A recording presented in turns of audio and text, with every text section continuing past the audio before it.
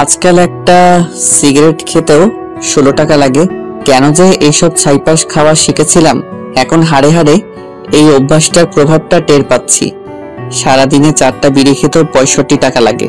বাসার ছাদে এসে রোজ বিকেলবেলা আমি একটা করে সিগারেট খাই। কেন জানি ইদানিং আমার এমন মনে হয় আমাদের পাশের বাসার জানালা থেকে আমাকে কেউ ফলো করে সামনাসামনি। আমি কোনোদিন দেখিনি, কিন্তু আমি সবসময় বুঝতে পারি পাশের ফ্ল্যাটে জানালা থেকে আমাকে কেউ ফলো করে। কিন্তু আমার এসবে কিছু যায় আসে না। মানুষের যখন খুব কাছের কিছু হারিয়ে যায়, তখন আর দূরের ছোটখাটো বিষয়গুলো মানুষের চোখে পড়ে না। মীরা আমার জীবন থেকে চলে যাওয়ার পর আমার একমাত্র কাছের সঙ্গী হলো এই সিগারেটকে। আজকে খুব বৃষ্টি হচ্ছে, মীরার কথা মনে হচ্ছে খুব। কোনো একদিন হুট করে এমন এক বৃষ্টি মিশ্রিত সকালে মীরার সাথে পরিচয় হয়। কলেজে গিয়েছিলাম ওই দিন আমি খুব সকাল সকালে। হঠাৎ করে আমার বান্ধবীর সাথে একটা নতুন মেয়ে আসলো। ক্লাসে পরিচয় পর্বের শেষে জানতে পারলাম ওর নাম মীরা। আমাদের ক্লাসে নতুন ভর্তি হয়েছে ট্রান্সফার হয়ে। তখন আয়েশা বলল, মীরা শোন, রবিউল কিন্তু আমাদের ক্লাসের টপার। এই কথা শুনে মীরা আমার দিকে অদ্ভুত ভাবে তাকালো।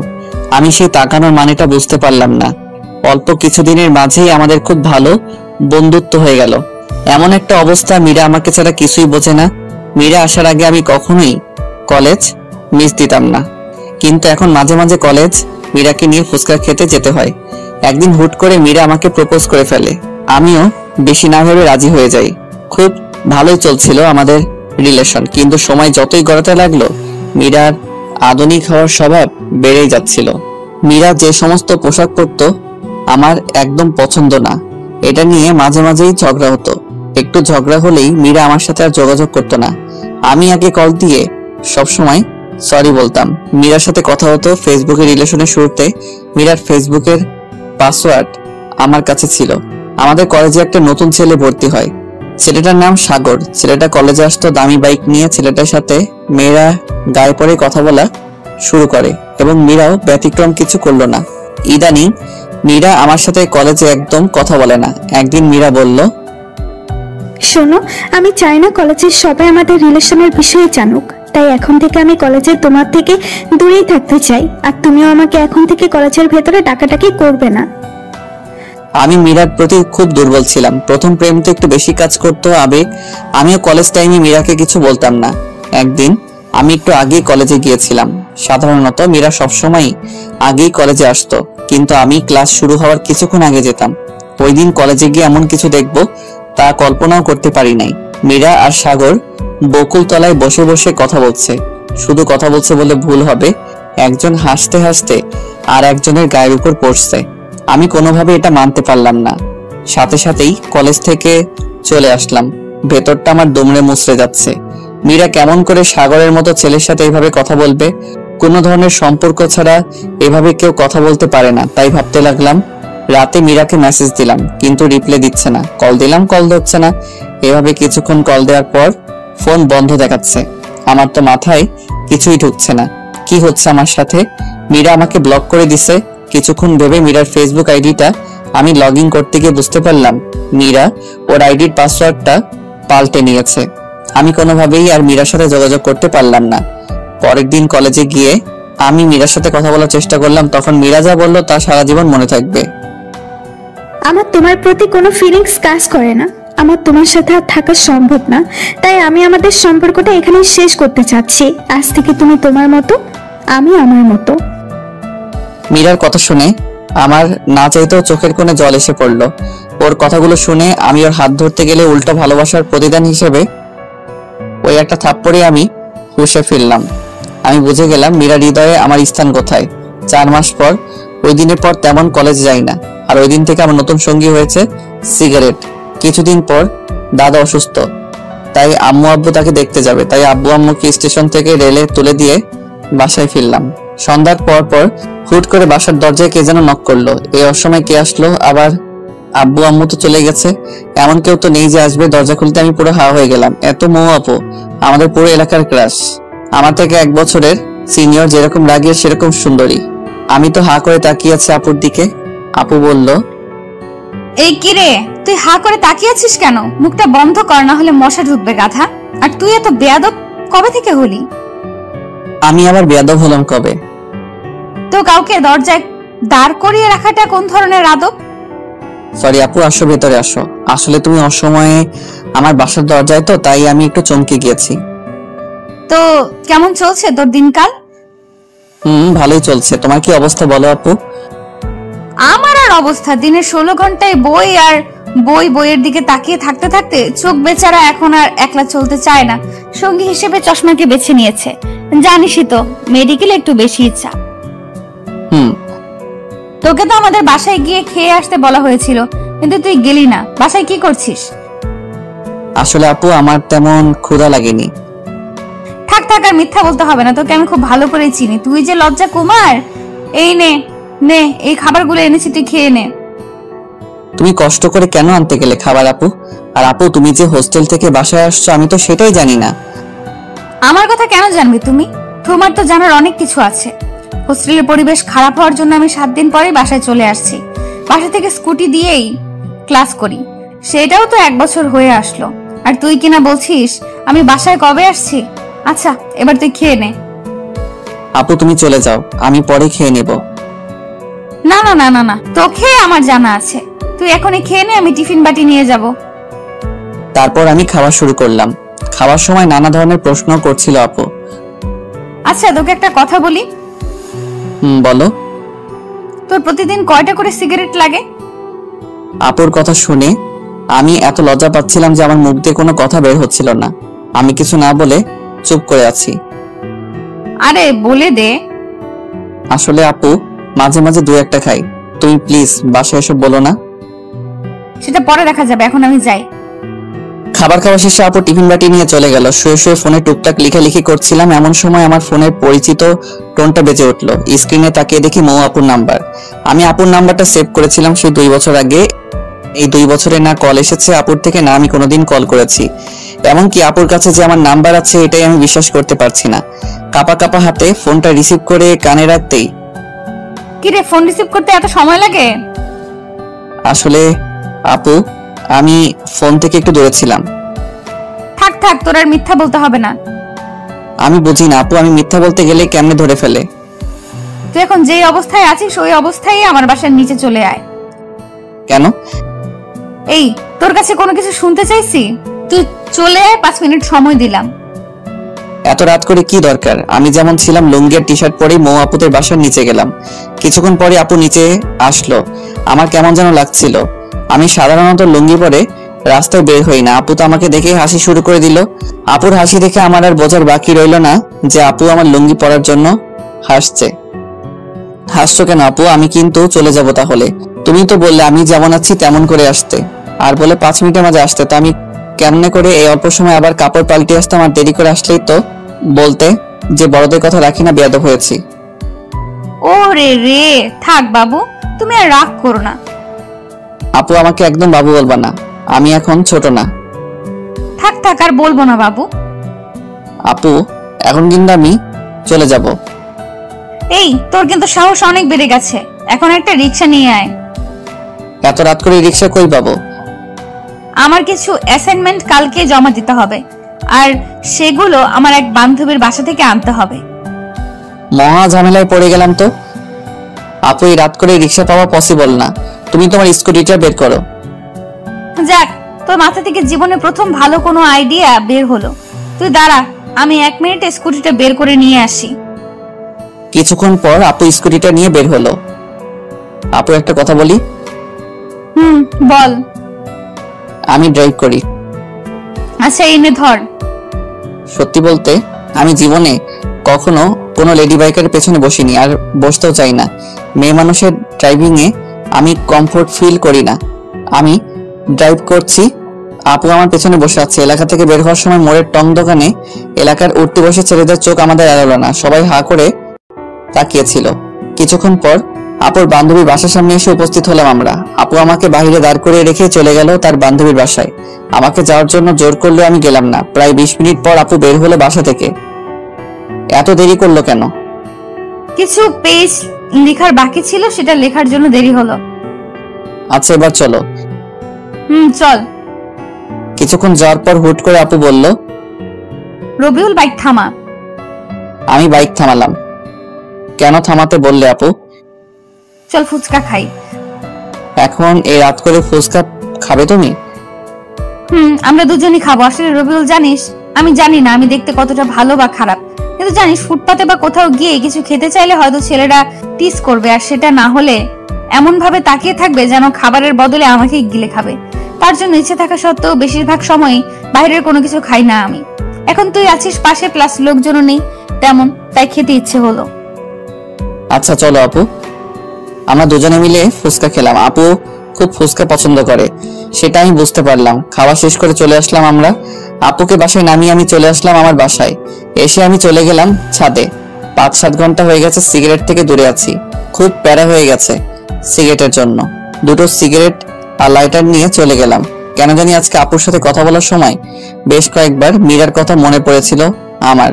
ছাদের এক কোণায় দাঁড়িয়ে সিগারেট মাঝের তামাক পাতাগুলোকে পুড়িয়ে ধোঁয়াগুলো হৃৎপিণ্ডের চারপাশ দিয়ে ঘুরিয়ে সেগুলোর সাথে মীরার স্মৃতিগুলোকে বাহিরে বের করে আকাশের দিকে তাকিয়ে হাওয়াতে মিশিয়ে দিচ্ছি। মধ্যরাতে আমি রুমে আসলাম। এই মধ্যরাতটা খুবই অদ্ভুত। আমরা সবাই মধ্যরাত বললেও এই মধ্যরাত মানে হচ্ছে একটা রাতের শেষ আর একটা দিনের শুরু। এরকম অনেক মধ্যরাত যে নির্ঘুম পার করেছি। সকালবেলা দরজায় কড়া নাড়ার শব্দে আমার ঘুম ভাঙলো। দরজা খুলতেই আমার চোখ তো পুরো আটকে গেল। মৌ আপুকে মেডিকেল কলেজের ড্রেসে দেখে আমি পুরো হা হয়ে তাকিয়ে আছি। এই আবার হা করে তাকিয়ে আছিস কেন? গলা দিয়ে মাছি ঢুকবে। আসলে আপু তোমাকে খুব ভালো লাগছে কলেজ ড্রেসে। হয়েছে হয়েছে, এত বেলা অবধি ঘুমানো স্বাস্থ্যের জন্য খারাপ।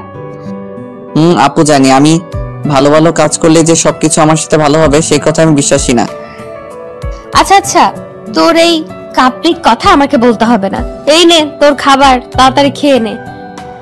এখন খাবো না, তুমি কলেজ চলে যাও, আমি পরে খেয়ে নেব। না, তুই এখনই খেয়ে নে।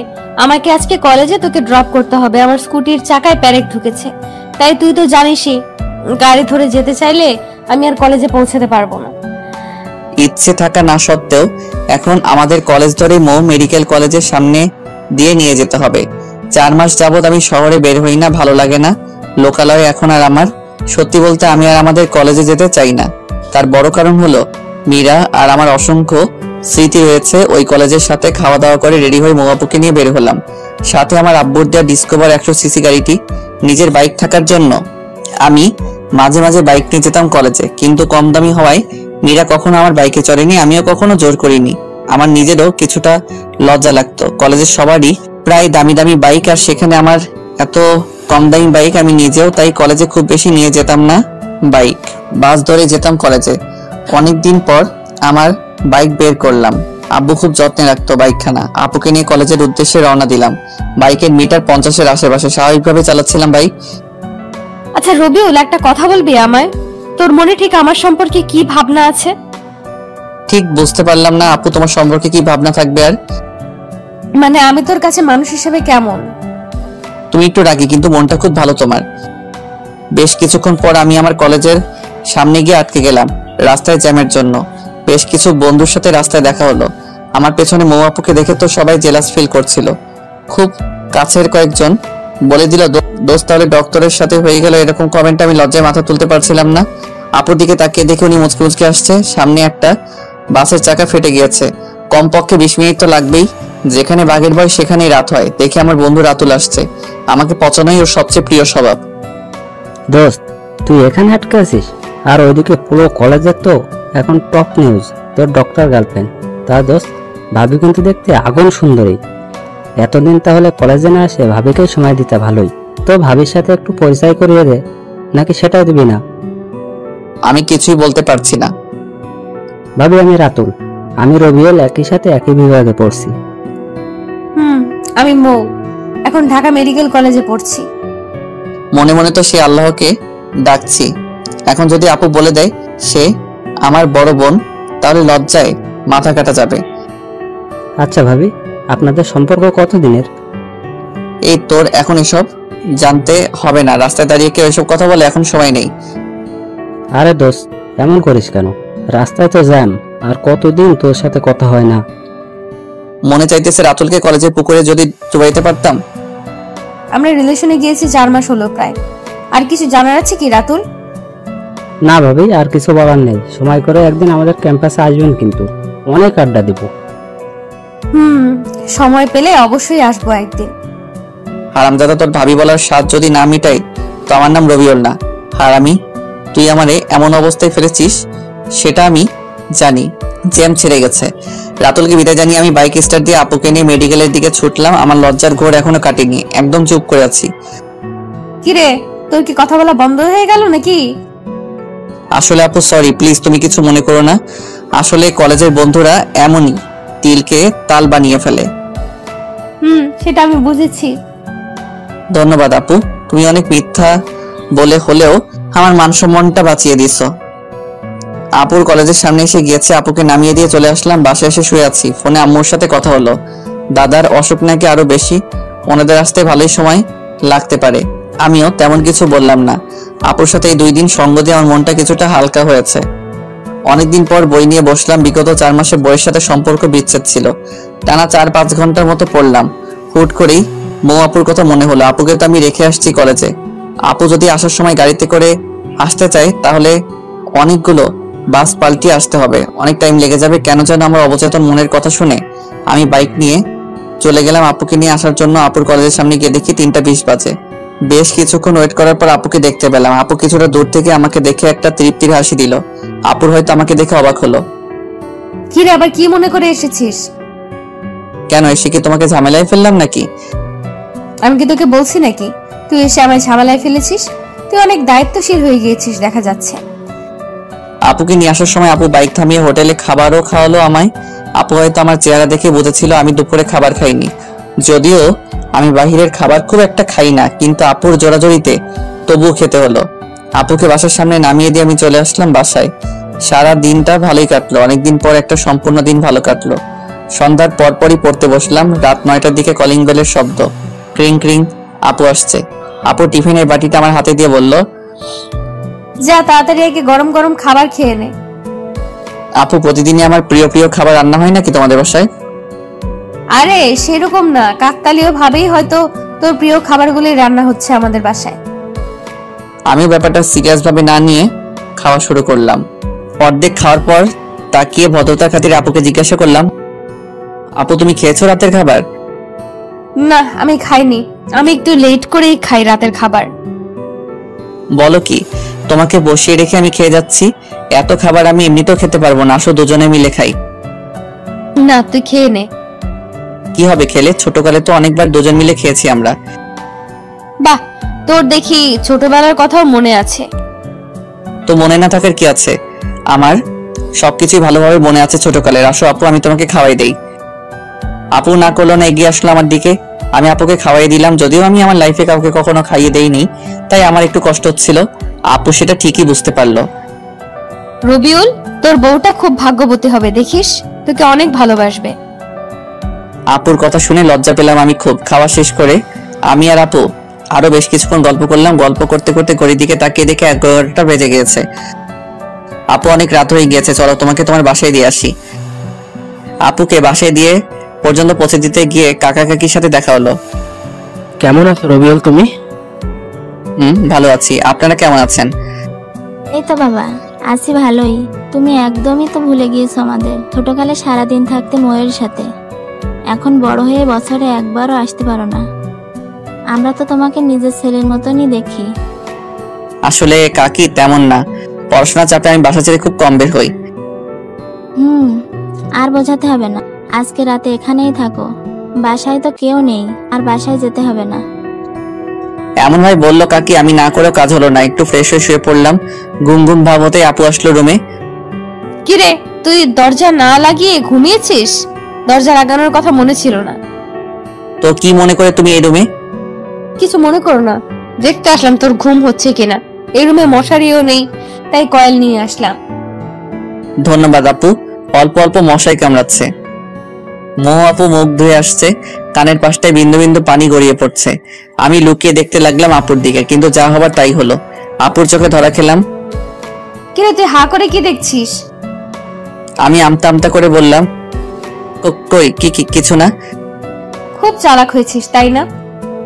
বলে আপু মাথায় দিল একটা থাপ্পড়। মোটেও চালাক না আমি, আপু খুব বোকাশোকা ছেলে আমি। গল্প করতে করতে একসময় আপু সোফাতেই ঘুমিয়ে পড়লো। আমি কয়েকবার ডাক দেওয়ার পরও ঘুম ভাঙলো না। খুব ইনোসেন্ট লাগছিল আপুকে। আমি আর আপুর ঘুম ভাঙাতে পারলাম না। একটা চাদর দিয়ে দিলাম আপুর উপর দিয়ে, আমিও বিছানায় শুয়েছিলাম। কখন যে ঘুমিয়ে গিয়েছি জানিই না। খুব ভোরবেলাতে আপুর ডাকে ঘুম ভাঙলো। এই তাড়াতাড়ি উঠে পড়, আর এই নে তোর জন্য চা এনেছি। কাপটা হাতে নিতে ঘুম ঘুম চোখে একটা চুমুক দিতে চোখ থেকে সকল ঘুম নিমিশেই উধাও। আপু খুব সুন্দর হয়েছে। চা কে বানিয়েছে? চা কে আর বানাবে, আমিই বানিয়েছি। তুমি এত ভালো করে চা বানাতে পারো? এই তোকে মিথ্যা সান্ত্বনা দিতে হবে না, তাড়াতাড়ি চা খেয়ে নিয়ে ফ্রেশ হয়ে খাওয়ার টেবিলে আয়। আমি চাটা অনেক সময় নিয়ে খেলাম। ফ্রেশ হয়ে চলে গেলাম খাবার টেবিলে। টুকটাক কথা হলো কাকা কাকির সাথে। তোর রান্না কি খেতে পারছো বাবা? কাকি খুব ভালো হয়েছে রান্না। ওই রান্না করছে কয়েকদিন যাবত, তাই জিজ্ঞাসা করলাম আর কি। তাই নাকি? খাওয়া দাওয়া শেষ করে আমি জিনি আপুর থেকে বিদায় নিয়ে বাসায় চলে আসলাম। 9টার দিকে আপুর কল আসলো। আসসালামু আলাইকুম আপু। ওয়ালাইকুম সালাম। কি করছিস? বসে আছি। আমাকে একটু কলেজে রেখে আসবি? আমার স্কুটি তো ঠিক করা হয়নি, আজকে আমার 11:30 থেকে ক্লাস।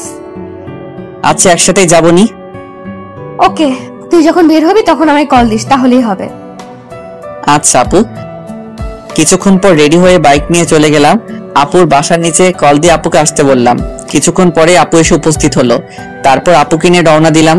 মনে মনে গান গাইতে ইচ্ছে করছিল। এই পথ যদি শেষ না হয় তবে আপু কেমন হবে তুমি বলো তো? হ্যাঁ, বাকিটা তো আর মনে নাই। মনে না থাকাই ভালো। আপু এই গান শুনলে চলন্ত বাইকে আমার গলা টিপে ধরবে। আমি ক্লাস 7-এ পড়ি, আপু পড়তো 8-এ। আপুর সাথেই আমি স্কুলে যেতাম। ছোটবেলাতে আপু আর আমি সবসময় একসাথে স্কুলে যেতাম। হাই স্কুল জীবন থেকে আপুর পিছনে এলাকার বিভিন্ন ছেলেরা ঘুরতো। আমাদের এলাকার সিনিয়র এক ভাই ছিল। ভাই টুকটাক পলিটিক্স করতো। এলাকায় খুব প্রভাব ছিল, তার জন্য সবাই ভয় পেত কম বেশি। ভাইয়ের নাম ছিল আকাশ। উনি আপুকে ওই সময় খুব পছন্দ করত। প্রতিদিনই স্কুলে যাওয়া আর আসার সময় আপুর জন্য রাস্তায় দাঁড়িয়ে থাকতো। এভাবে 6 মাস চলে যায়। বেচারা ভাইয়ার জন্য ওই ছোট বয়সে আমারই মায়া জন্মে গিয়েছিল। একদিন সাহস করে আপুকে প্রপোজ করে ভাইয়া। আপু সরাসরি কোনো ভনিতা না করে জানিয়ে দেয় আপু কোনো রিলেশনশিপে যেতে পারবে না, কিন্তু ভাইয়া তবুও হাল না ছেড়ে আপুকে ফলো করত। একদিন আবারও কথা বলার জন্য আপুকে ডাক দেয়। আপু ওই দিন না দাঁড়িয়ে হাঁটা শুরু করতে গেলে ভাইয়া আপুকে থামানোর জন্য আপুর হাত ধরার চেষ্টা করে। আর সাথে সাথে আপু দাঁড়িয়ে স্যান্ডেল খুলে আকাশ ভাইয়ার গালে বিদ্যুৎ গতিতে 5-7 বার জুতা দিয়ে মারলো। পরে এই বিষয়টা এত ভাইরাল হয় যে আকাশ ভাইয়ার লজ্জায় এলাকা ছেড়ে প্রবাসে পাড়ি জমায়। আমার কলেজের সামনে এসে আমি বাইক থামালাম। আপু তুমি একটু এখানেই দাঁড়াও, আমার কলেজে একটু কাজ আছে, তা শেষ করে আসছি। আচ্ছা। কলেজে এসেছি আমাদের ডিপার্টমেন্ট প্রধান সালাম স্যারের সাথে দেখা করতে। ক্লাস টপার হওয়ার জন্য স্যার আমাকে খুব আদর করতো আর শাসনও করতো খুব। মীরার বিষয়টা জানার পর স্যার নিজে আমাকে কলেজে আসতে মানা করেছিল, কারণ স্যার খুব ভালো করেই জানতো কলেজে আসলে মীরা আর সাগরকে একসাথে দেখে আমার অবস্থা দিন দিন খারাপই হতো। সত্যি বলতে ক্যাম্পাসে সবাই জানতো কম বেশি ভালোবাসায় কতটা সিরিয়াস ছিলাম। স্যারের চেম্বারে গিয়ে দেখি স্যার নেই। অফিস সহকারীর সাথে কথা বলে জানতে পারলাম স্যার আমাদের ক্লাস নিচ্ছে। আমি আমাদের ক্লাসের সামনে গেলাম, খুব নার্ভাস লাগছে। হয়তো অনেকদিন পর মীরার সাথে দেখা হবে। দরজা খুলে স্যার আসতে পারি? আসো। আসসালামু আলাইকুম স্যার। ওয়ালাইকুম সালাম। কেমন আছো তুমি? ভালো আছি স্যার, আপনার সাথে কিছু কথা আছে। আচ্ছা, আমার ক্লাস শেষ, তুমি আমার রুমে আসো। তারপর স্যারের সাথে কলেজের ব্যাপারে কিছু কথা ছিল, সেগুলো বলে চলে আসলাম আপুর কাছে। তারপর আপুকে নিয়ে কলেজে নামিয়ে দিলাম। ধন্যবাদ, সাবধানে যাবি বুঝলি। আমাকে মেসেজ দিস পৌঁছে। আমি বাধ্য ছেলের মতো মাথা নেড়ে চলে আসলাম। বাসায় এসে আপুকে একটা কল দিয়ে জানিয়ে দিলাম। আপুর সাথে কথা বলে কেমন যেন একটা শান্তি পাই। শান্তিটার মানে কি সেটা আমি জানি না। বিকেলে আবার আপুর কল। কিরে রবিউল, কি করতেছিলি? তেমন কিছু না আপু। কাজ না থাকলে আমায় একটু নিয়ে যেতে পারবি? আমি আসছি। আপুকে নিতে গেলাম। আপুর কথা ভাবতে ভাবতে বাইক চালাচ্ছিলাম। বাইক চালিয়ে যাচ্ছিলাম। হুট করে আচমকা রাস্তায় কুকুর এসে পড়লো। আমার বাইকের সামনে যা হবার তাই হলো। ব্যালেন্স ঠিক রাখতে পারলাম না। রাস্তার পাশের একটা বড় গাছের সাথে ধাক্কা খেলাম। তারপর আর কিছুই মনে নাই। চোখ খোলার পর নিজেকে হসপিটালে আবিষ্কার করলাম। উপর দিকে তাকিয়ে দেখি আমার হাত ব্যান্ডেজ করে ঝুলানো রয়েছে। ভালো করে চারপাশে তাকাতেই দেখি মৌ আপু আমার পাশে বসে কান্না করছে। আপু আমার চোখ খুলতে দেখি চোখের জল মুছলো। কান্না করছো কেন আপু? আমার কিছু হয়নি, ঠিক আছে আমি। আমি তোকে আসতে না বললে কিছুই হতো না। সরি, তুই আমাকে মাফ করে দে। আপু তুমি পাগলের মতো কিসব বলছো? আসলে রাস্তায় হুট করে মাঝপথে কুকুর এসে যায়, কুকুর বাঁচাতে গিয়ে আমি ব্যালেন্স হারিয়ে ফেলি। একটু পরেই ডক্টর আসলো। ডক্টর আসার পর বুঝতে পারলাম আমার ডান হাতের হাড় ভেঙে গিয়েছে। আমাকে হসপিটালে আনছে কে আপু? আমি যতদূর জানি একটা গাড়ির ড্রাইভার তোকে পৌঁছে দিয়েছে, আর তোর ফোনে আমার নাম্বার প্রথমে থাকায় আমাকে কল দিয়ে জানায়। তারপর আমি আসছি। আমি এসে রাতুলকে কল দিছি, তারপর রাতুলও আসছে। আচ্ছা আপু, তুমি রাতুলকে কেন কল দিচ্ছ? এখন তো দিলে আমায় বিপদে ফেলে। রাতুলের সামনে যদি তোমাকে আপু আপু করে বলি, তাহলে কলেজে আমার যেটুকু সম্মান আছে তার সবটুকু নিলাম করে দিবে ও। জানো না তো আপু, তুমি রাতুল থাকেই আমাকে পচানোর জন্য সব সময়। প্লিজ আপু, রাতুলকে বুঝতে দিও না যে তুমি আমার বড় আপু। প্লিজ আপু। আচ্ছা আচ্ছা, সে আমি দেখছি, কিন্তু বাবু তুমি আমাকে আপু বইলো না আবার রাতুলের সামনে। আমাকে আপুর সাথে কথা বলতে শুনেই রাতুল ভেতরে আসলো। কিরে দোস্ত, তুই কি ভাবিকে নিয়ে স্বপ্ন দেখতে দেখতে বাইক চালানো শুরু করেছিলি নাকি? সামান্য কুকুরের সঙ্গে ধাক্কা লেগে এই অবস্থা। বড় কোনো গাড়ি থাকলে তো কথাই ছিল না। হ্যাঁ আমি, তুই কি আমাকে দেখতে এসেছিস নাকি আমাকে আরো খোঁচাতে এসেছিস? আরে না রে দোস্ত। আচ্ছা শোন, ডক্টরের সাথে কথা বলে দেখ কি বলে। আমি বাসায় চলে যাব, এখানে থাকলে আমার দম বন্ধ হয়ে আসবে। তোর দম বন্ধ হলেও 7 দিনের আগে রিলিজ দিবে না কোনোভাবেই। শরীরের অনেক জায়গায় কেটে গিয়েছে। যেখানে বাঘের ভয় সেখানে রাত হয়। আমার সবচেয়ে অপছন্দের জায়গা হলো হসপিটাল। আচ্ছা তুই থাক দোস্ত, আমি সন্ধ্যার দিকে আবার আসবো তোদের জন্য খাবার নিয়ে। আরে ভাই, তোর খাবার আনতে হবে না, তুই ফ্রি থাকলে এমনি আসিস। তুই এখন চুপ করে রেস্ট কর, তোর কিছু বলতে হবে না। ভাবি আমি গেলাম তাহলে, আমার বন্ধুর খেয়াল রাখেন ভালো করে। মোয়াপো মাথা নাড়িয়ে শুধু হুম হুম বললো। রাতুল চলে যেতে আমি হাঁপ ছেড়ে বাঁচলাম। ও থাকলে কথা বলতে বলতে আমাকে জ্বালিয়ে মারতো। আপু একটা কথা বলি। বল।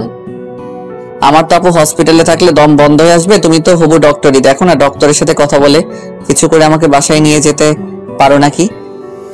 আচ্ছা দেখছি তুই এত অস্থির হচ্ছিস কেন। তুই একটু শুয়ে থাক, আমি দেখি ডক্টরের সাথে কথা বলে আসি, দেখি কিছু করা যায় নাকি। বেশ কিছুক্ষণ পর আপু আসলো রুমে। রবিউল, আমি ডক্টরের সাথে কথা বলছি। আমি মেডিকেলের ছাত্রী হওয়ায় ডক্টর তোকে ছাড়পত্র দিতে রাজি হয়েছে, কিন্তু 7 দিন তোর নার্স হিসেবে আমাকে তোর পাশে থাকতে হবে। ও আচ্ছা তাহলে থাক, আমি এখানে থাকি, তোমার পড়াশোনা অনেক ক্ষতি হয়ে যাবে। এই তুই কি আমার থেকে বেশি বুঝিস নাকি? আমার পড়ার কথা তোর ভাবতে হবে না। তারপর আপু আমার প্রেসক্রিপশনটা নিয়ে গেল কিছু ইনজেকশন আর ওষুধ আনার জন্য। আপু যাওয়ার 2 মিনিট পরই আচমকা মীরা এসে উপস্থিত। মীরাকে দেখে আমার বিরক্ত লাগছে। কেমন আছো? কি করে হলো এসব? বলেই তো ন্যাকা কান্না শুরু করে দিল। এই নাটকের তো আমি কোনো মানে বুঝতে পারলাম না।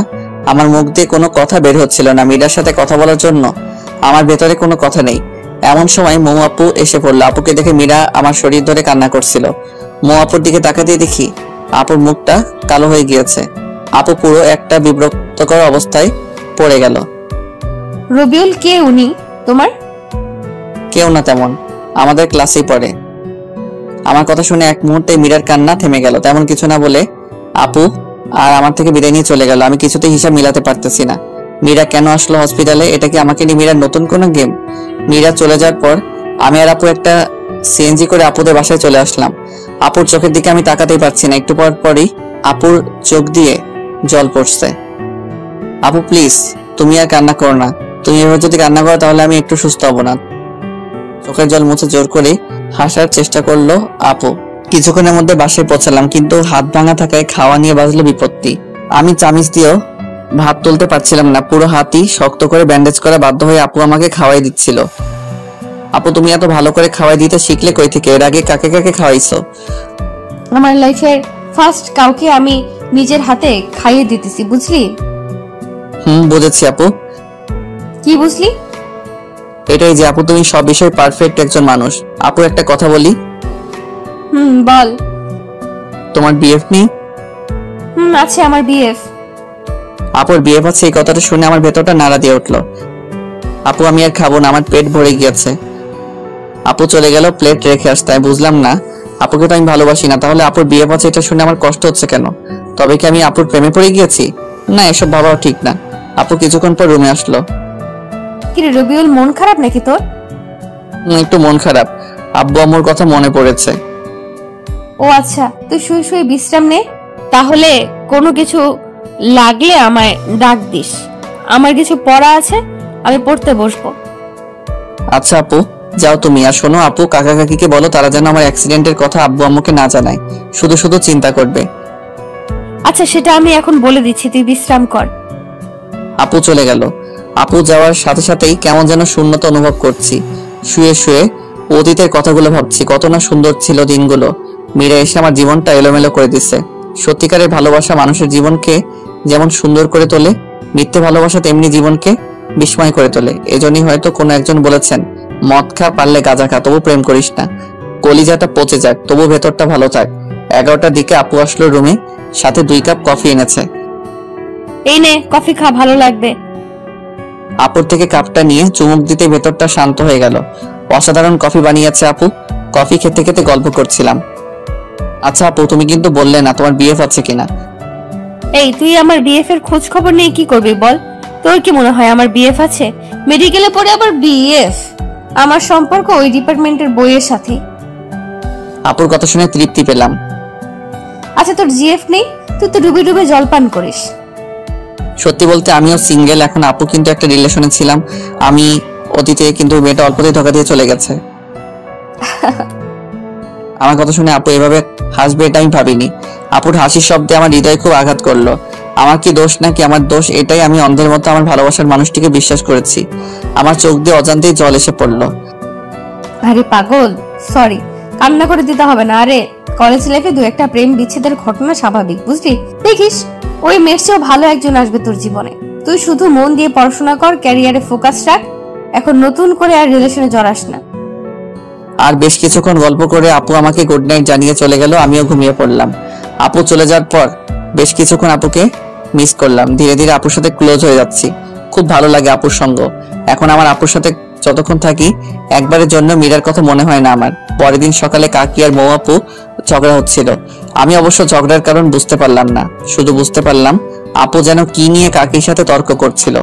ভদ্রতার জন্য আমি রুমে ছিলাম চুপচাপ। আপু আমাকে সকালে খাবার খাইয়ে দিয়ে চলে গেল কলেজে। তেমন কোনো কথা বললো না আপু। আমি ভালো করে বুঝতে পারলাম আপুর মন খারাপ। আমিও তাই কিছু জিজ্ঞাসা করলাম না। শুধু মন খারাপ হলে এক কথা, আপুকে দেখে স্পষ্ট বোঝা যাচ্ছে অনেক রেগেও আছে আপু। আপু চলে গেল কলেজে।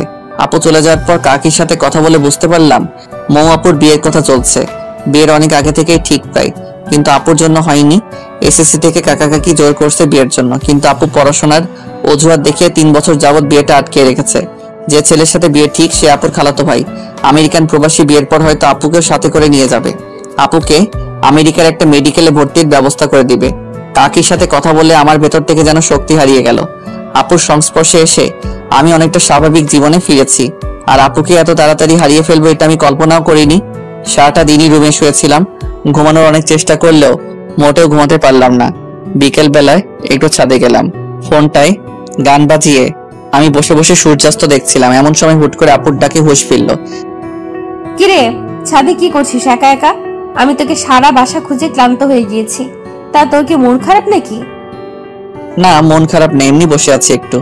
সকালে কাকির সাথে কি নিয়ে ঝগড়া করলে? যদিও আমি জানি কি নিয়ে আপু ঝগড়া করেছে, তবুও আপুর থেকে শোনার জন্য জিজ্ঞাসা করেছি। ও, ভালো কথা মনে করেছিস। তোকে একটা কথা বলি, কাউকে বলিস না। আচ্ছা আপু বলো। আমার বিয়ে ঠিক করেছে আম্মু আব্বু। 3 বছর অনেক কষ্টে আটকে রেখেছি, কিন্তু এবার আর পারবো না রে। আমি হয়তো বিয়ের আগে কোনো পাগলামি করে ফেলতে পারি। তুই কথা দে, আমি যাই করি না কেন তুই আমাকে সাহায্য করবি। আপু এমন ভাবে বললো আমি না করতে পারলাম না। আপুকে কথা দিয়ে ফেললাম। যাক, ভালোই লাগছে। আপু তাহলে কোনোভাবে হয়তো নিজের বিয়েটা আটকে দিবে। 10 দিন পার হয়ে গিয়েছে। আজকে আমার ব্যান্ডেজ খুলে দিল আপু। আমি এখন পুরোপুরি সুস্থ। আম্মুর সাথে কথা হয়েছে। আমি বলেছি তোমরা আরো কিছুদিন থাকো, আমার কোনো প্রবলেম হচ্ছে না। আপুদের বাসা থেকে আমরা আমার বাসায় চলে আসছি। ভালোভাবে চলছিল দিন। টুকটাক খোঁজ খবর আপুই নেয় আমার, আর খাবার তো আপুই দিয়ে যায়। এর মধ্যে একদিন রাত 2টায় আপুর কল। আমি একটু ভয় নিয়ে রিসিভ করলাম। এত রাতে আপু কি মনে করে কল দিলা? এই তোকে কয়বার কল দিছি দেখ হারামি, 22 বার কল দিছি এইবার দিয়ে। সরি আপু, আমি ঘুমেছিলাম। আচ্ছা আচ্ছা, কি হয়েছে আপু বলো? কিছু হয়নি, দরজা খুল তাড়াতাড়ি। মানে বুঝতে পারলাম না। এই দরজা খুলতে বলছি তোকে, খুলবি নাকি মার খাবি? আমি কিছুটা অবাক হয়ে দরজা খুললাম। খুলেই তো কারেন্টের শক খেলাম। আপু একটা ব্যাগ নিয়ে দাঁড়িয়ে আছে। ভেতরে ঢুকে আমাকে যা বললো তা শোনার জন্য আমি মোটেও প্রস্তুত ছিলাম না। এই তাড়াতাড়ি তোর কিছু প্রয়োজনীয় কাপড় গুছিয়ে নে, আমি বাসা থেকে পালিয়েছি। আমার মাথায় কোনো কিছুই কাজ করছিল না। কি হলো, কথা কানে যায় নাই? আপুর থাপ্পড়কে হুঁশে ফিরলাম। ব্যাগ গুছিয়ে নিয়ে বাসা তালা দিয়ে বের হলাম। এখন আমি আর আপু রেল স্টেশনে দাঁড়িয়ে আছি। আমি এখনো জানি না আপু কই যাবে। চারিদিকে শুনশান নীরবতা। দেখে বোঝার উপায় নেই এই স্টেশনগুলো দিনের বেলায় কতটা ব্যস্ত হয়ে পড়ে। স্টেশন যদি কোনো মানুষ হতো তাহলে এখনকার পরিস্থিতি হতো ঠিক কমে যাওয়া একজন রোগী। কিছু মানুষ স্টেশনে রাত্রি যাপন করে, যাদের থাকার মতো আশ্রয় নেই। কতই না অদ্ভুত রহস্যময় আমাদের এই পৃথিবী। অনেক ঘর ফাঁকা আছে আমাদের দেশে, যেখানে ঘুমানোর কেউ নেই। আর এখানে ঘুমানোর মানুষ আছে কিন্তু ঘর নেই। দিন শেষে আমরা মিথ্যে করে বলে ফেলি উচ্চ গলায়, মানুষ মানুষের জন্য। আমার মনে হয় এটা বলা ঠিক না। এখন বলা উচিত মানুষ স্বার্থের জন্য। আপুর দিকে তাকিয়ে আমি কিছুই বুঝতে পারছি না। এরকম পরিস্থিতিতে এত চুপ করে আছে কেমন করে? আপুর ডাকে কিছুটা হকচকিয়ে গেলাম। রবিউল, বলো আপু। এই শোন, সবার আগে তুই আমাকে এই আপু বলাটা অফ করে রাখ। যেভাবে আপু আপু করিস, মানুষের সামনে না আবার বিপদে ফেলে দেস। আপুর কথার আগামাথা কিছুই বুঝলাম না। আপু বললে আবার কিসের বিপদ হবে? আমি না বুঝেই ইশারায় মাথা নাড়লাম। আপু টিকিট কাউন্টার থেকে টিকিট কেটে নিল। আমি একদম চুপ করে আছি। এই নে রবিউল, টিকিটগুলো তোর কাছে রাখ। টিকিট হাতে নিয়ে বুঝতে পারলাম আমরা সিলেট যাচ্ছি। ঘড়ির দিকে তাকিয়ে দেখি 3:40 বাজে। রেল আসবে 3:55-তে আর এই স্টেশন থেকে ছেড়ে যাবে ঠিক 4টায়। আপু, তোমার প্ল্যানিং এর কিছু তো বললে না? 2 ঘন্টা যাবত তোমার সাথেই আছি শুধু শুধু। শোন, এখন কোনো কথা নয়, রেলে চড়ার পর আমি সব বলবো। আমি শুধু মাথা নাড়ালাম। আমরা দুজনে মিলে রেলে চড়লাম। আমরা ভিআইপি কামরায় উঠেছি। আমরা বাদে পুরো কামরায়, কয়েকজন কাপল বাদে পুরো কামরাই ফাঁকা ছিল। একটা হুইসেল দিয়ে চালু হলো রেল। রেল চালু হতেই আপু মনে হয় হাত ছেড়ে বাঁচলো। আচ্ছা আপু, এখন বলো তোমার পুরো প্ল্যান কি? তুই কি কিছুটা জেনেছিলি আগেই? আম্মু আর আব্বু আমার উপর জিদ করে কোনো ধরনের অনুষ্ঠান না করে আজকে আমাকে বিয়ে দিয়ে দিত। আমি রাজি না হলে জোর করেই দিত বিয়ে আজকে আমাকে। আমি কোনো উপায় না পেয়ে রাতে বাসা থেকে লুকিয়ে চলে আসছি। তাড়াহুড়োতে মাথায় কোনো বুদ্ধি আসছিল না, আর তোকে কল দিয়েও পেলাম না। কত চিন্তা হলো আমার জানিস। যখন তুই কল রিসিভ করছিলি না, তখন একেবারের জন্য মনে হচ্ছিল তুই কল না ধরলে নিজেই নিজের একটা ক্ষতি করে ফেলবো। আল্লাহর রহমতে তুই 22 বারই রিসিভ করে ফেলেছিস। সরি আপু, আসলে আমি ঘুমিয়েছি 1টার দিকে আর তুমি কল দিছো 2টার দিকে, তাই ধরতে পারিনি। আচ্ছা ঠিক আছে, সরি বলতে হবে না। তোর আসার সময় প্রয়োজনীয় কিছু কাপড় নিয়ে আসছি সাথে করে, আর আমার সাথে কিছু ক্যাশ টাকা ছিল 50,000, সেগুলো নিয়ে আসছি। টিউশনি করে জমাইছিলাম টাকাগুলো। কমপক্ষে 1 মাস বাসায় যেতে পারবো না আমি। বাসায় গেলে বিয়ে কনফার্ম। আমি যতদূর জানি ভাইয়ার ছুটি 1 মাসের মতো। ভাইয়া চলে যাওয়ার পরে আমি বাসায় যাব। এই 1 মাস আমরা সিলেট থাকবো। এখন তোর কোনো আইডিয়া বা পরামর্শ থাকলে আমায় দে। আপু, তুমি তোমার ফোনের সিম খুলে ফেলে দাও, আর আমিও আমার সিম খুলে ফেলছি। সিম খুলে ফেলবো কেন আমরা? আসলে আপু তুমি তো জানোই তোমার আব্বু কত প্রভাবশালী লোক। হয়তো কাল থেকে পুলিশের মাধ্যমে তোমাকে খোঁজা শুরু করবে। তখন এই সিম থাকলে আমরা খুব সহজেই ধরা খেয়ে যাব। তুই আসলে একটা জিনিয়াস। আপু আমাকে জিনিয়াস বলাতে আমি খুব খুশি হলাম, কিন্তু প্রকাশ করলাম না। রেল চলছে তার আপন গতিতে। আপুর 2 চোখ ভরে প্রচন্ড ঘুম। 30 মিনিট পার হতে না হতে আপু ঘুমিয়ে গেল। আমার কাঁধে মাথা রেখেছে। কেন জানি বিষয়টাতে আমি খুব শান্তি পেলাম। পুরোটা জার্নিতে আপু ঘুমিয়েছে আমার কাঁধে মাথা রেখে। ঘুম থেকে উঠে একটাবার ধন্যবাদও দিল না। আপু মানুষটি কত নিষ্ঠুর। আপুর এই ঘুমের জন্য আমি 6 ঘন্টা টানা একভাবে বসেছিলাম। নড়াচড়া করার ফলে যদি আপুর ঘুম ভেঙে যায়, এই জন্য স্থির ছিলাম। 10টার দিকে আমরা সিলেট শহরে নামলাম। ঢাকার মতো এত ব্যস্ত না সিলেট নগরী। অনেক পরিষ্কার পরিচ্ছন্ন, দেখেই মনটা ভালো লাগলো। অনেকদিন যাবৎ ঢাকার ধুলোবালি, জ্যাম আর গাড়ির হর্নে জীবনটা একটা জেলখানা হয়ে গিয়েছিল। অনেকদিন পর মুক্ত লাগছিল নিজেকে। আপু শোনো, আমরা আপাতত কারোর সাথে যোগাযোগ করব না, কারণ আমাদের পরিচিত কারোর সাথে যোগাযোগ করলে পুলিশ সেই সূত্রের মাধ্যমে আমাদের ঠিক বের করে ফেলবে। আচ্ছা করব না, এখন প্লিজ চল কোনো হোটেলে, আমার খুব ক্ষুধা লেগেছে। চলো। আমি আর আপু একটা হোটেলে গিয়ে কিছু খাবার খেয়ে নিলাম। খাওয়া দাওয়া করে আমরা কিছু হোটেলে যোগাযোগ করলাম থাকার জায়গার ব্যবস্থা করার জন্য, কিন্তু কোনোভাবেই সেটা পারলাম না ব্যবস্থা করতে। হোটেলে স্বামী স্ত্রী ব্যতীত এলাও না। পুরো বিপদে পড়ে গেলাম। চুপ করে বসে আছি আমি আর আপু একটা গাছের পাশে। আমার খুব চিন্তা লাগছিল, রাত হলেই বিপদ বেড়ে যাবে। এর মাঝে আমি আর আপু স্বামী স্ত্রীর পরিচয়ে বাসাও ভাড়া করতে চেষ্টা করছি, কিন্তু হয়নি। সেই চেষ্টা সফল। সবারই এক কথা, বিয়ের ডকুমেন্ট ছাড়া কিংবা কারো রেফারেন্স ছাড়া বাসা ভাড়া দেওয়া হবে না। হুট করে আপু বলে উঠল, পেয়ে গিয়েছি আইডিয়া, চল তাড়াতাড়ি। কোথায় যাব? কিছু না বলেই বলছো যেতে। কাজী অফিস যাব আমরা। এখন বিয়ে করে নেব, তারপর একটা বাসা ভাড়া নেব। এত ঝামেলায় যেতে পারবো না। কি মেরে আল্লাহ, সামান্য বাসা ভাড়া নেওয়ার জন্য বিয়ে করে নিবে? তুমি এই বাসা ভাড়া নেওয়ার জন্য এখন বিয়ে করবে? কেন, তুই কি ভয় পাচ্ছিস নাকি? ঢাকায় গিয়ে আমি তোকে ডিভোর্স দিয়ে দিব, কেউ জানবেও না। বিয়ের কথা শুনে অবাক হলেও কিছুটা ভালো লাগলেও ডিভোর্স শব্দটা শুনে কেমন যেন শূন্যতা অনুভব করলাম। ভয় পাওয়ার কি আছে, তুমি যা ভালো মনে করো। চল। একটা রিক্সা করে কাজী অফিসে গেলাম আমরা। কিছু ঝামেলা ছিল সাক্ষীর, কিন্তু টাকা কিছু বেশি দেওয়াতে সব ঠিকঠাকই হলো। সব কাজ শেষ করে আমরা বিয়ের ডকুমেন্ট নিয়ে একটা বাসাও ভাড়া করে নিলাম। বাড়িওয়ালা দুজন বৃদ্ধ আর বৃদ্ধা। আমাদের বিয়ে কতদিন যাবত হয়েছে জিজ্ঞাসা করলো আপু। বুদ্ধি করে কিছু মিথ্যা লাগিয়ে বলল, আমরা লুকিয়ে বিয়ে করেছি আজকে। আর কিছু ইমোশনাল কথা বলাতে বাড়িওয়ালা রাজি হয়ে গেল। আমরা অগ্রিম মাসের ভাড়া দিয়ে রুমে উঠলাম। তখন বাড়িওয়ালা ভদ্রলোক বলল, আর শোনা বাবারা, এই রুমে আগে দুজন থাকতো, 6 মাসে থাকার পর বাসা ভাড়া না দিয়ে চলে যায়, কিন্তু যাওয়ার সময় সব রেখে যায়। তোমরা এগুলো ব্যবহার করতে পারো। যাক, খুব ভালো হলো। বিছানা থেকে শুরু করে রান্নার প্রয়োজনীয় সবই আছে। মেঘনা চাইতেই জল। আপিও খুব খুশি হলো, বাড়িওয়ালা চলে গেল। আমি আর আপু বিছানায় বসে আছি। না চাইতেও আমার চোখ দিয়ে জল এসে পড়েছে। কি থেকে কি হয়ে গেল। সত্যি বলতে আমার বিয়ে নিয়ে অন্যরকম একটা স্বপ্ন ছিল। সামান্য কিছু সুবিধার জন্য বিয়ে করতে হলো, অথচ কালেমা থেকে কবুল বলা সবই কতটা দামি। কিরে, তুই কান্না করছিস কেন? কই কান্না করছি, চোখে হয়তো ধুলো গিয়েছে। আচ্ছা তুই রুমে থাক, তাহলে আমি ফ্রেশ হয়ে আসি। আপু চলে গেল ফ্রেশ হতে। আমি বিছানায় বসে বসে ভাবছি, আজকের রাতটা আমার বাসর রাত। আপু গোসল করে আসছে। আপুর ভেজা চুলগুলো একটা তোয়ালে দিয়ে বাঁধা।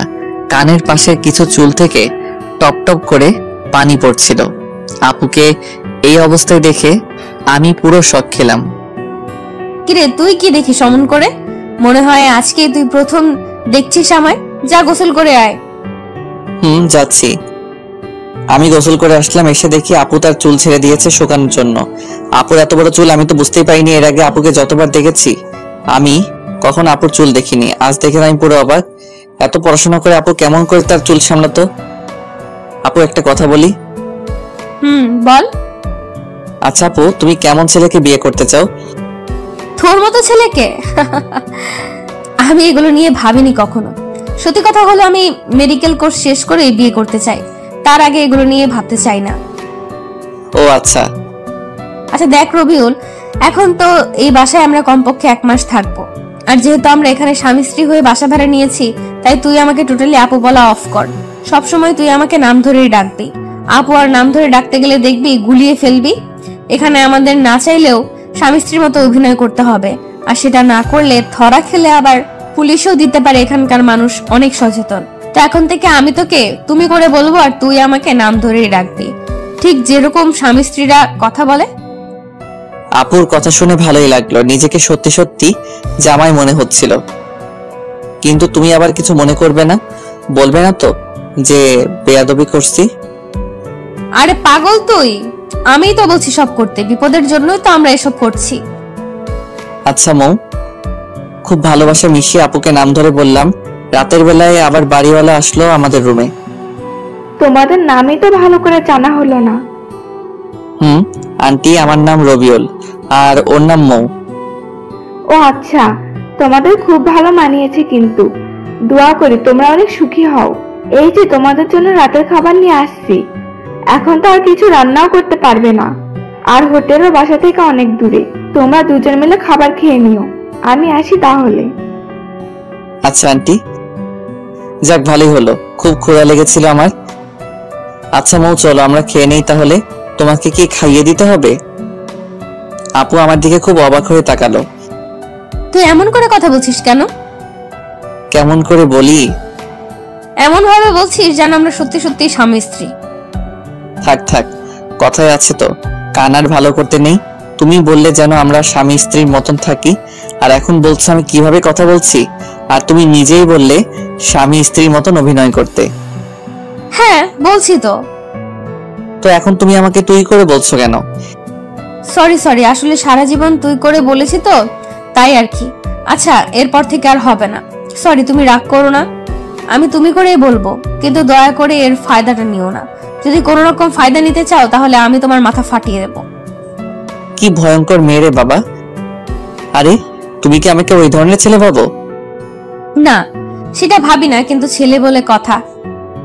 মৌ, তুমি আমার চরিত্র নিয়ে কথা শোনালে।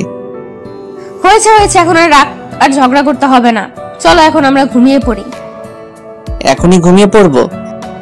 কেন? না ঘুমিয়ে কি করব আমরা? ফোনে তো সিম নেই যে একটু অনলাইনে যাব। তাই বলে বাসর রাতে ঘুমানো কি ঠিক হবে? বাসর রাত মানে? আরে দেখো, আমাদের বিয়েতে কোনো ভেজাল নেই। পিওর ভাবে বিয়ের সব কাজ সম্পূর্ণ করেছি আমরা। ইসলামী শরীয়ত মেনেই তো বিয়ে করেছি। সেই হিসেবে আমাদের তো বাসর রাতই আজকে। চলো না মৌ, সকল নিয়ম ভেঙে ফেলি আমরা। আমার কথাগুলো শুনে এক মুহূর্তে আপুর চোখে ভয় চলে আসলো, যদিও কথাগুলো আমি সব বলছি মজা করে। রবিউল, তুমি প্লিজ এসব বলো না। আমি তোমাকে আমার চেয়েও বেশি বিশ্বাস করি। আমি জানি আমি ভুল করলেও তুমি কোনো ভুল করবে না। সরি, আমি তোমার সাথে একটু মজা করেছি।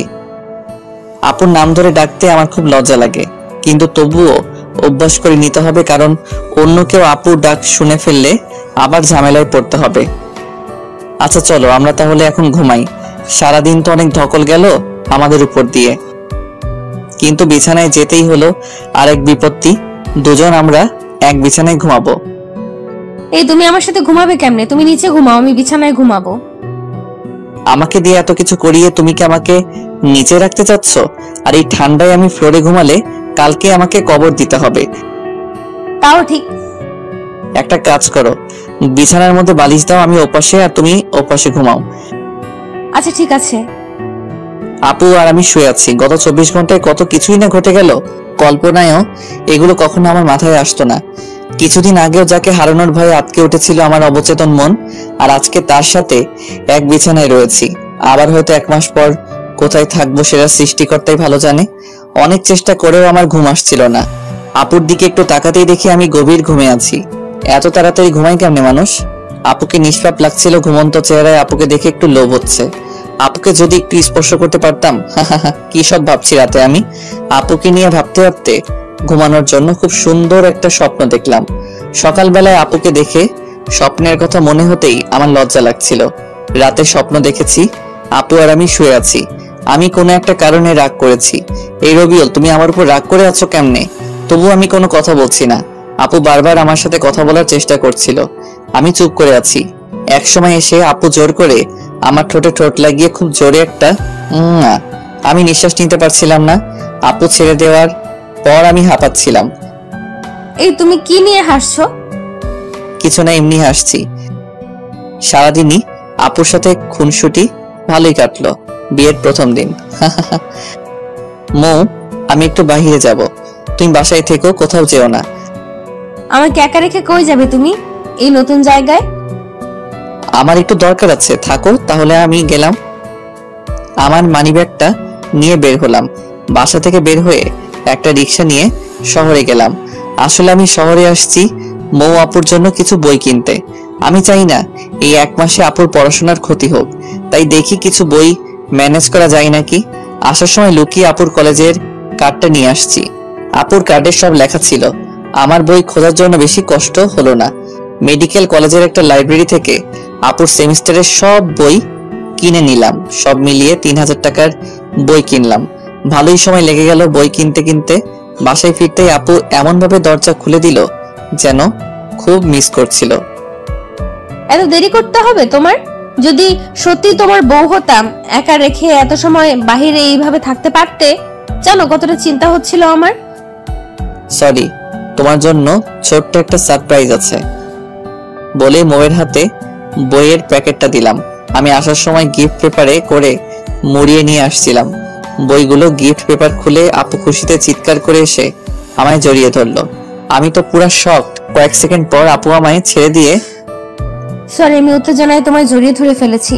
বইগুলোকে খুব মিস করছিলাম আমি। জানো তুমি এক মাসে কমপক্ষে 450 ঘন্টা পড়তে হবে। অনেক পিছিয়ে পড়তাম বইগুলো না পেলে। অনেক অনেক ধন্যবাদ তোমায়। আপুর খুশিতে মনটা ভরে গেল। প্রিয়জনের জন্য কিছু করতে পারাটা বেশি কিছু না, শুধু একটা চেষ্টার। এভাবে কিছুদিন চলে গেল। আপুর সাথে সম্পর্কটা অনেক বন্ধুত্বে রূপ নিয়েছে। খুব ভালো বোঝাপড়া আমাদের মধ্যে। এখন আর আপুকে আপু বলতে ভালো লাগে না, নাম ধরে ডাকতে বেশি ভালো লাগে। বন্ধুত্বে নাম ধরে ডাকে সবাই, আর আমরাও এটাই করেছি। সিলেট এসেছি 20 দিন হলো। এর মাঝে আমি আমার আম্মুকে কল দিয়ে বলেছি সবকিছু। আম্মু প্রথমে রাগ করলেও পরে বুঝিয়ে বলার পর শান্ত হয়েছে। তোমার ভাবতে অবাক লাগে না? কি ভাবতে অবাক লাগবে? তুমি আমায় একটা সময় কিংবা 20 দিন আগেও শুধু আপু আপু করতে, আর এখন তুমি আমার সবচেয়ে ভালো বন্ধু হয়ে গিয়েছো। জানো আমার ভাবতেই অবাক লাগে। আমি কখনো ভাবিনি তোমাকে তুমি করে বলে আমি এত প্রশান্তি পাবো। জানো এখন আমার মনে হয় আমি বাদেও আমার একটা মানুষ আছে যে আমার পাশে আছে। আমার মনে হয় আমি নিজের কাছে যতটা সেফ, আমিও তোমার কাছে ততটাই সেফ। আমি চাই রবিউল তুমি আমার বন্ধু হয়ে সারাটা জীবন আমার পাশে থাকবে। কথা দাও। মৌ, তুমি কি পাগল হয়ে গেলে নাকি? আমি তোমার সাথেই আছি। কথা দাও তবুও তুমি। মৌ আপু একদম আগের মতো নেই। আমার সাথে এমন ভাবে পাগলামি করে যেন আপু একদম ছোট হয়ে গিয়েছে। কথা দিচ্ছি, তোমার সাথে আমি ততদিনই থাকবো যতদিন তুমি আমাকে তোমার সাথে রাখবে। এই তুমি এরকম ফিলোসফিক্যাল কথা বলো কেন? সোজাভাবে বলতে পারো না? থাকবো তোমার সাথেই। তুমি যখন থাকবে না তখন তো আর চাইলেও আমি থাকতে পারবো না। কেন? আমি কই যাব? তুমি তো আর সারা জীবন এরকম থাকবে না। একদিন বিয়ে করে পাড়ি জমাবে অন্যের শহরে, তখন চাইলেও আর তোমার পাশে থাকা হবে না। মৌ একেবারে চুপ হয়ে গেল। আমিও কিছু না বলে রুমের বাইরে চলে আসলাম। অজান্তেই চোখের কোণে জল এসে গিয়েছে। মৌ আমার সাথে আছে, এটা সত্য, আর একদিন অন্যের সাথে থাকবে সেটা বাস্তবতা। বাস্তবতা সবসময় কঠিন, যেটা না চাইলেও আমাদের মানতে হবে। বেশ কিছুক্ষণ রুমের বাইরে থাকার পর রুমে গেলাম। গিয়ে দেখি মৌ বসে বসে পড়ছে। মেডিকেলের ছাত্রীরা এতটা পড়ে সেটা মৌকে না দেখলে বিশ্বাসই হতো না। মৌয়ের মতো মনোবল সবারই থাকা উচিত। এত বিপদের সময়ও নিজের স্বপ্ন থেকে একটু পিছুপা হয়নি। আচ্ছা, আমিও তো পড়াশোনা করছি, আমারও তো স্বপ্ন আছে, তেমনই হয়তো মৌয়েরও কোনো স্বপ্ন আছে। মৌ, আমার ঘুম পেয়েছে, আমি ঘুমাবো। তুমি পড়া শেষ করে রাতের খাবার খেয়ে নিও। কেন তুমি খাবে না? আমার ক্ষুধা নেই, তুমি খেয়ে নিও। তুমি না খেলে আমিও খাবো না। কেন পাগলামি করো বলো? পাগলামি করো না। তুমি না খেলে আমিও খাবো না, সোজা বলে দিলাম। আচ্ছা তুমি পড়ো তাহলে, আমি একটু শুয়ে থাকি। তুমি খাওয়ার সময় আমাকে ডেকে নিও। ঘুমিয়ে গিয়েছিলাম। মৌয়ের ডাকে আপুর ঘুম ভাঙলো। ওই রবিউল ওঠো, যাও ফ্রেশ হয়ে আসো, আমি খাবার দিতেছি। আমি না খেলে চলে না, আমার খুব ঘুম পেয়েছে, প্লিজ। এই তুমি উঠবে নাকি আমি পানি ঢেলে দিব? উঠছি। ইচ্ছে না থাকা সত্ত্বেও ফ্রেশ হয়ে আসলাম। মৌ খুব ভালো রান্না করতে পারে। প্রথম কয়েকদিন আমি হোটেলে থেকে খাবার আনলেও পরে মৌ বুঝতে পারে যে আমি বাইরের খাবার খেতে পারি না। তারপর থেকে মৌ রান্না করে। খাওয়া দাওয়া শেষ করে আমি আর মৌ একসাথে ঘুমিয়ে পড়লাম। সকালে মৌয়ের ডাকে ঘুম ভাঙলো। রবিউল ওঠো, ফ্রেশ হয়ে আসো, আজকে কিছু কেনাকাটা করতে হবে আমার। আমি ফ্রেশ হয়ে আসলাম। তারপর নাস্তা করে রিকশায় করে আমি আর মৌ মার্কেটে যাচ্ছি। হুট করে রিকশাওয়ালা মামা বলে উঠলো, একখান কথা কই, কিছু মনে করবেন না তো? বলো মামা, মনে করবো কেন? আপনাদের তো এই এলাকায় আগে দেখিনি। আপনারা কি নতুন আসছেন এই এলাকায়? মামা, আমরা নতুন আসছি। আচ্ছা মামা, আপনারা কি নতুন বিয়ে করছেন তাই না? কিন্তু কেন? না, এমনিই জিজ্ঞেস করলাম। আপনাদের খুব ভালো মানিয়েছে। রিক্সাওয়ালার কথা শুনে মৌয়ের মুখটা লজ্জায় লাল হয়ে গেল। একটা শপিং মলের সামনে আমরা দুজন নেমে পড়লাম। কিছু কাপড় কিনলো মৌ, সাথে আমাকে দুটো টি শার্টও কিনে দিল।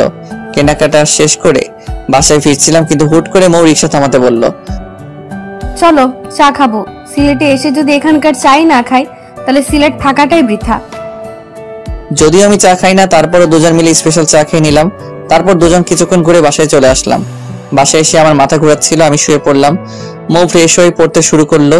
এই মেয়েটা কি পড়া বাদে কিছু বোঝে না? আমার তো মুড হতেই 30 মিনিট লাগে পড়তে বসার সময়, আর মৌ সুইচের মতো অন অফ হয়ে যায়। যখন মন চায় পড়ার মুড অন হয়ে যায়। দেখতে দেখতে চলেই গেল 1 মাস। আজকে 1 মাস পূর্ণ হয়ে গেল আমার আর মৌয়ের সিলেট আসার। শহর থেকে আমি আজকে একটা সিম কিনে এনেছি। আজ 1 মাস পর ফোনে সিম ভরছি। ফোন কাস্টমাইজ করে ডাটা অন করে ফেসবুকে লগ ইন করলাম। আম্মুকে কল দিলাম। আসসালামু আলাইকুম আম্মু। ওয়ালাইকুম আসসালাম। কেমন আছো আম্মু তোমরা?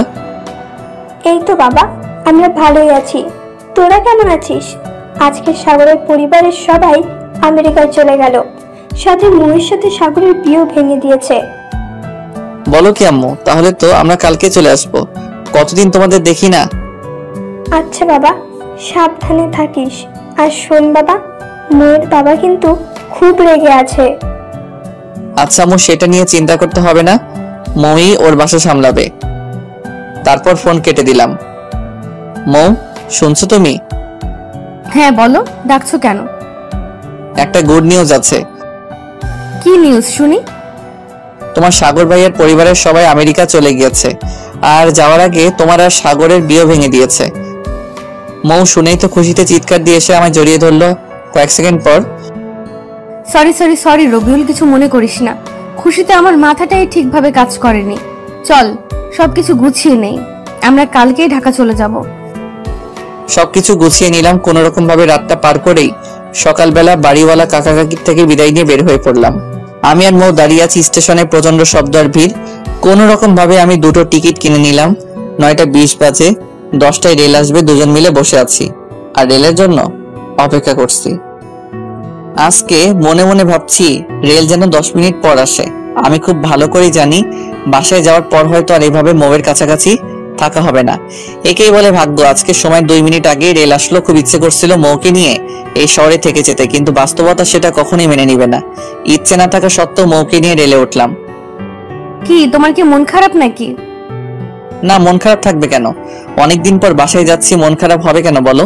কিন্তু 1 মাসে এই জায়গাটার মায়ায় পড়ে গিয়েছিলাম, তাই একটু মিস করছি। আমিও মিস করছি। আচ্ছা মৌ, তোমার কি মনে হয় বাসা থেকে কি রিয়াক্ট করতে পারে? আমাকে কি কিছু বলবে কাকা কাকি?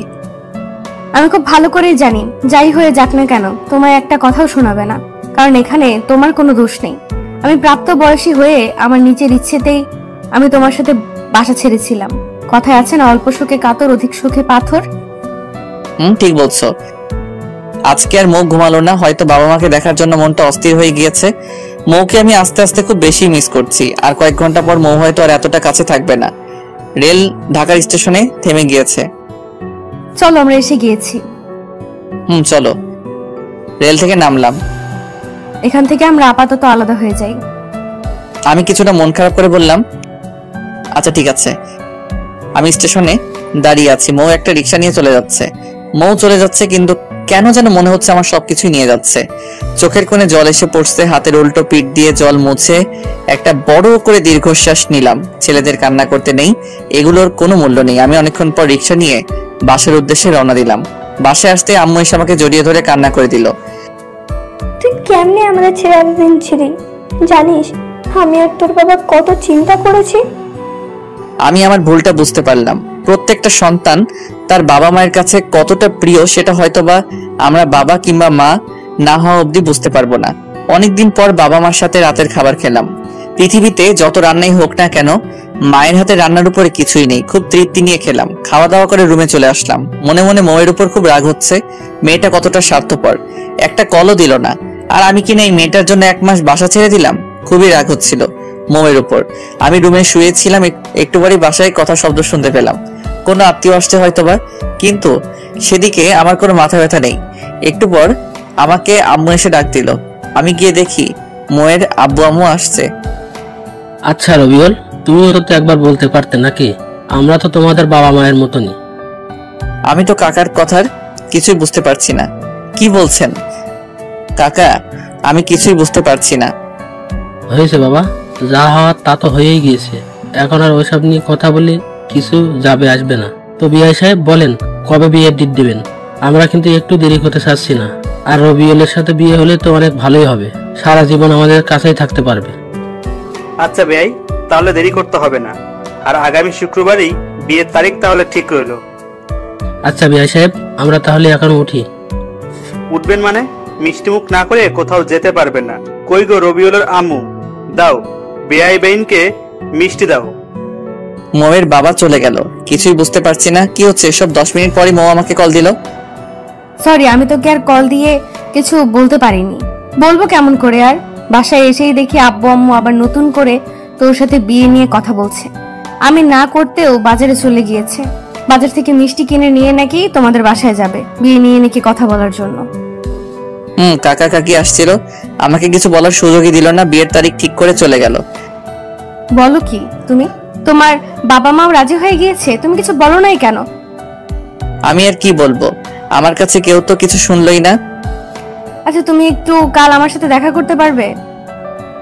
পারবো। কোথায়, কখন? বিকেল 4টায় লেক পাড়ে চলে এসো। মৌ কলটা রেখে দিতে আমি তো লুঙ্গি ড্যান্স দেওয়া শুরু করে দিলাম। মেঘনা চাইতেই বৃষ্টি। এখন মৌ যত যাই করুক, আমি কোনোভাবেই ওর বিয়ে ভাঙতে পারবো না। ও সরি, ওর বিয়ে বলতে আমাদের বিয়ে। এর আগে মৌয়ের বিয়ে ভাঙতে হেল্প করছি আমি, কিন্তু এখন আর মৌয়ের বিয়ে ভাঙার মতো কেউ নেই।